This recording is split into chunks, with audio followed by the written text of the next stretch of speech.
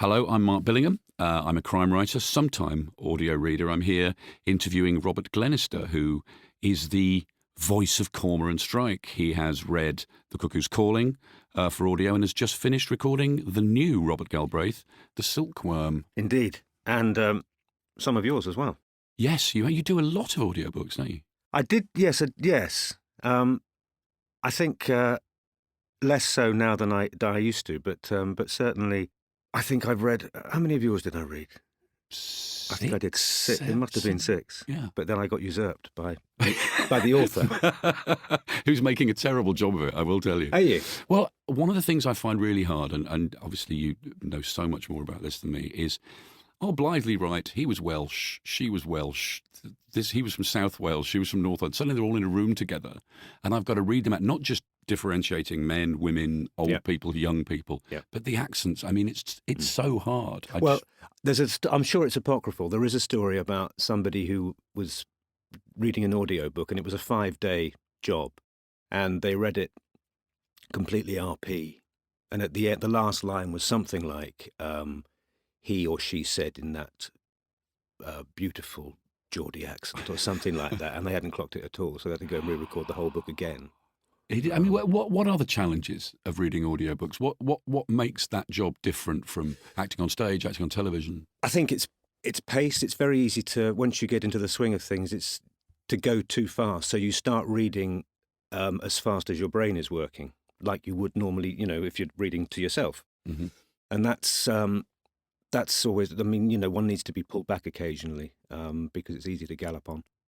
And the other thing is what you just said. I mean, just remembering characters, because often, if certainly in a series of books like your Thorn novels, they could be a year between reads, recordings, and so it's. I mean, I always listen to the previous one before doing the next, because it's. And as you say, if you've got 5 or 6 characters in a room and of different genders, you have to make. It's a bit like listening to a radio play of a Shakespearean history, where you get the Duke of this, the Earl of that, the Lord this, Lord that. It's very difficult to work out who everybody is. So you have to be very specific and give them some little quirk, sort of vocal quirk, just something, be it a slight accent, be it a lightness, or take it octave up, octave down. So. You always have to bear in mind that the listener, because it is easy as well to get quite indulgent, especially if you fancy having a crack at a couple of accents, and all of a sudden you end up sort of overly cosmopolitan, really. But when you're doing it right, it's that old story about radio, isn't it? It's that old saw about drama works better on radio because the pictures are better. Yeah. And when I talk to people who listen to audiobooks, they are immersed in it in a way that's far deeper, actually, sometimes than when they're reading something on the page. Yeah. I mean, they sit back there in their car or they're listening to it on a tube or whatever, and they absolutely, they miss their stops and they. Oh yeah. And that's down to you, right? Well, hopefully, yeah. Well, I think it's also down to the writing as well. I mean, I think you can't make average material good just by sort of reading it well. I think so if you've got the quality of your stuff and the Silkworm as well and Cuckoo's Calling, there is an enjoyment that one gets as a reader from imparting the words on the page to a listener. I mean, I know people who all of a sudden have listened to it thinking as a sort of, almost as a sort of, just as when they're doing something else, like doing the ironing, driving, and all of a sudden they get completely immersed in it. They've burnt a shirt, they've crashed the car, and that's the pleasure of it when people do have that sort of, I had to stop what I was doing because. So when you first came across Cormoran Strike and The Cuckoo's Calling, and you read the book and you're going in, what were your thoughts about how you were going to bring that character to life? Well, I thought that, she's quite specific about the way he has got, it says very early on that he has a very deep voice, and I don't have a particularly deep voice.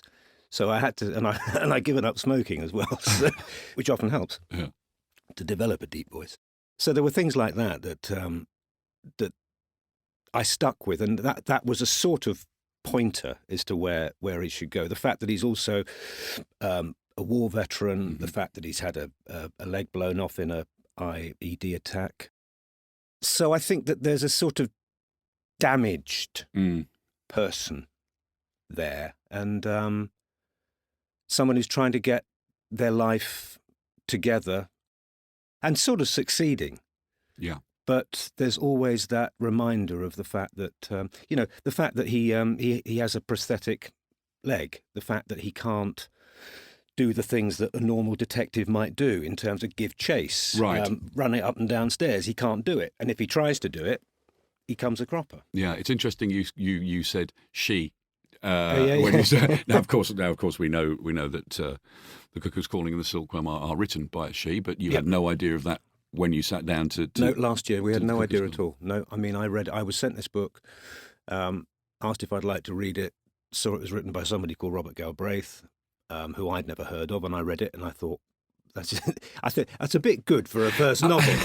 I had exactly the same response, and in fact, the quote I gave the book when I read it, because I thought it was fantastic, was, it's hard to believe this is a debut novel. Yeah. And I just meant that as praise for the novel. But no, absolutely no idea. Absolutely shocked and stunned. Yeah, I mean, I genuinely thought it was by a war veteran, somebody who knew what they were talking about because they'd been through it in some way, and obviously retired from the services and thought, right, I'm going to embark on something, or embark on a career that I've always wanted to do. Well, what you tend to see happen with a series of books that have a kind of protagonist that run through them is that protagonist grows and develops. Yeah. And it may take a few books quite often before that character feels fully rounded. But Cormoran Strike just, boom, instantly. He was there, wasn't he? Absolutely leaps off the page and you just go, I want to read more about this guy straight away. Yeah.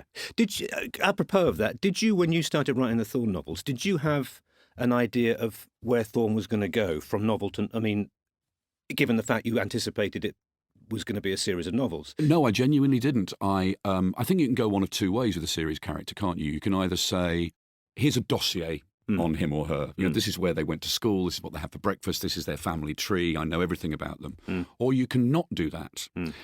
If you do that, it's kind of helpful and whatever, but I find it sort of limiting to do that. So I prefer not to know, which gets you into trouble because I'll sit down and go, what colour are his eyes again? What's the name of his cousin? Or what, And I wonder how Robert Galbraith has gone about that with Cormoran Strike. I wonder whether, there's a plot for Cormoran Strike, there's a plan for a series of books. I've no idea. No. I mean, it's interesting the way that from Cuckoo's Calling to the Silkworm, what struck me, especially in the second book, was the development of the relationship between Cormoran and Robin. Because I think she becomes a much more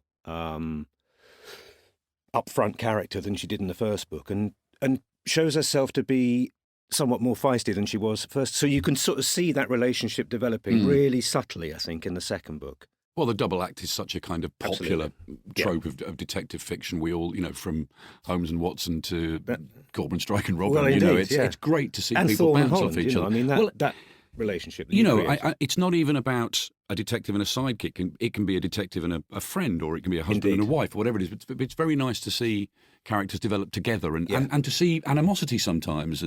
Animosity, and also to see, for a reader or a listener to learn about these characters as they are learning about each other, which I think is what makes it a sort of, I think, just enriches the whole journey of these people. And the other major character in the books, of course, is London. Indeed.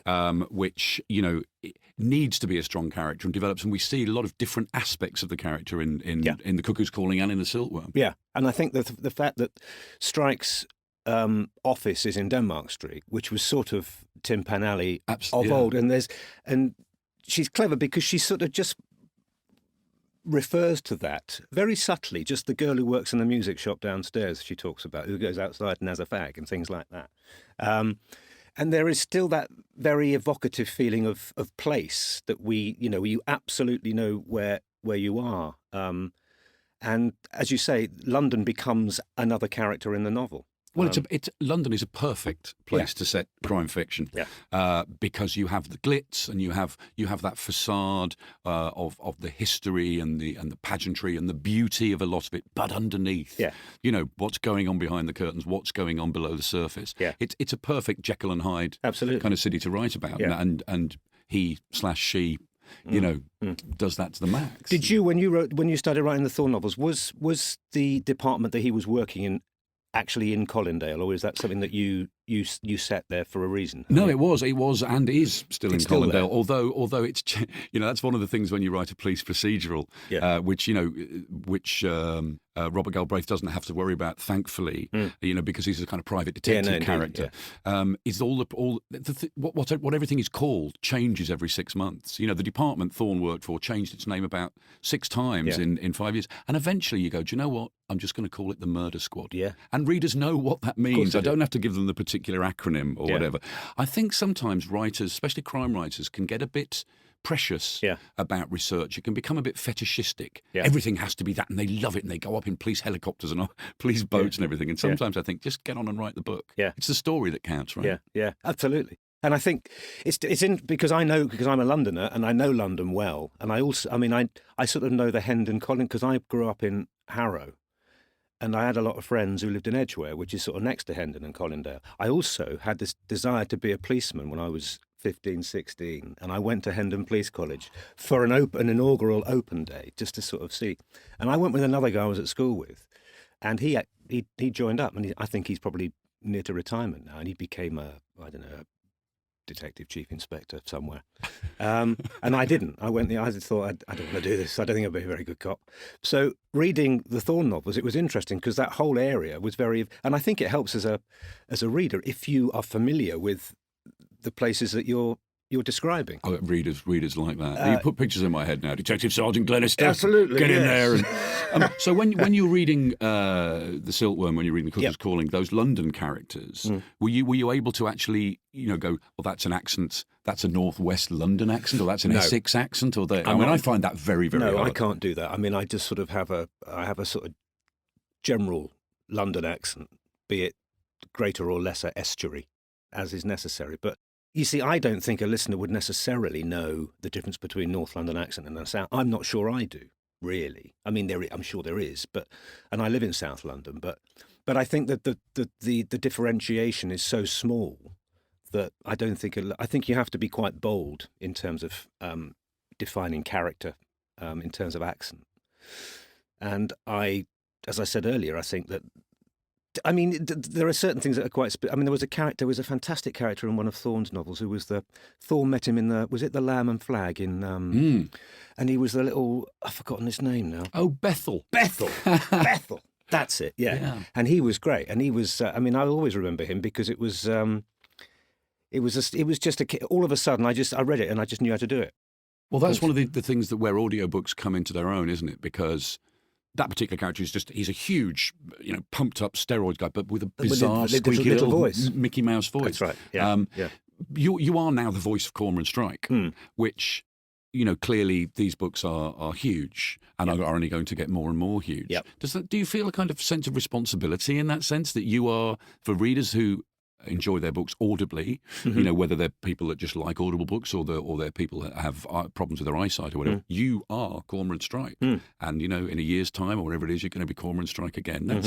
That is a responsibility, do you not think? Yeah, it is. And it's a nice responsibility to have. And it's, I was very flattered to be asked to do it. Because when I was asked to do it, I had no idea that Robert Galbraith was J.K. Rowling. And I just wonder whether, had I had that knowledge, it might have put extra pressure on. So in hindsight, I think it's probably quite a good thing that I didn't know. And enjoyable to do The Silkworm? Absolutely. Yeah. And look forward to the rest. Thanks, Robert. My pleasure.